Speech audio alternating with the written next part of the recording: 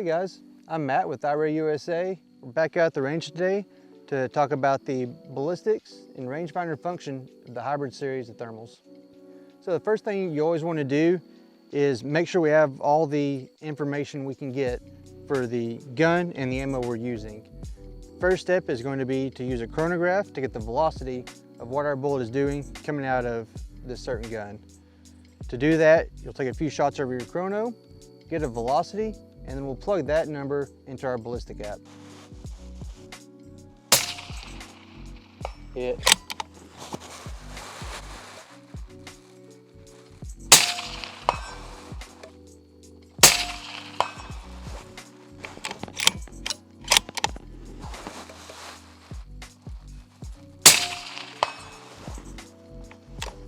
So on this particular gun, this is a 17-inch 6 Creedmoor, just shooting factory Hornady 108 ELD match.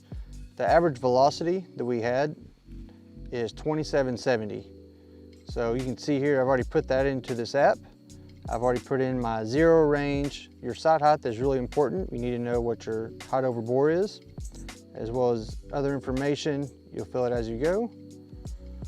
I'm going to save that. Now what we can do is you can pull up any range you want, but the easiest way for what we're going to need to put in the scope is to just make a ballistic table. Here we're going 50-yard intervals out to 600.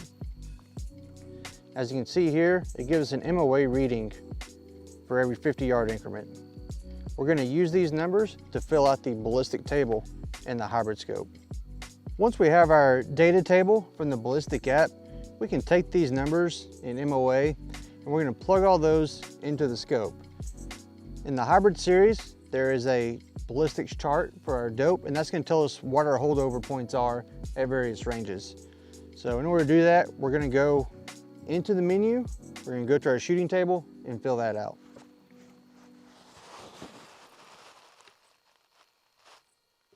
So you'll long press the small rotary encoder to bring up the advanced menu. From there, you will scroll over to zeroing profile, select it with the short tap. There is an option to save various gun profiles as well as bullet profiles for each gun.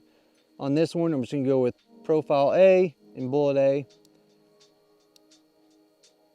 Now, as you can see on the screen, there's the option for a shooting table. So we're going to select the shooting table. I've already filled out a few numbers on here from a previous range trip. We're going to go ahead and plug in the rest of those. So what you want to do is you can select 500-yard table, 1,000-yard table, or 2,000-yard. So we're going to start at the 1,000-yard table. You'll short tap that to select, and you'll see the blue triangle show up on the screen. We want to rotate that over to our first point. On this gun, I have a 50-yard zero, so my holdover is going to be 0-0 for 50 yards. No changes there, so I'm going to long press the rotary encoder. You'll see the table flash, and that shows it's saved. As we click over to the 100-yard section, according to our chart from the Hornady app, that's going to be a 1.24 MOA holdover. So what we want to do is short tap to select that. This is going to be a positive holdover, and click over 1.24 MOA.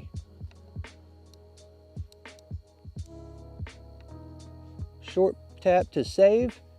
Again, long press to save that. As it flashes, it's set, and we can move on to the next increment. You're going to continue to fill this table out as precise as you can in 50-yard increments. All right, so as you can see now, I have the table filled out to 600 yards. That's about as far as I can shoot at this range, so no need to go any further. But this gives you an idea of what the readout will look like for your MOA drop.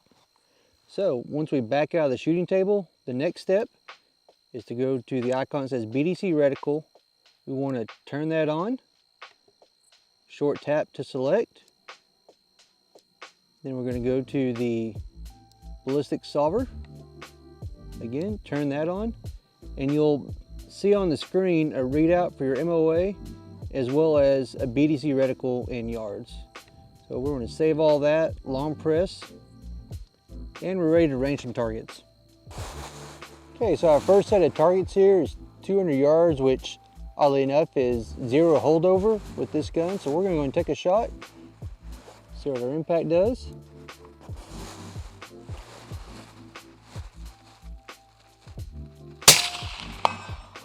Okay, looks like a good hit. Now we can move on. Next target set is at 273, so a 1.6 MOA hold. As I zoom in, you can see that holdover reticle. Take our shot.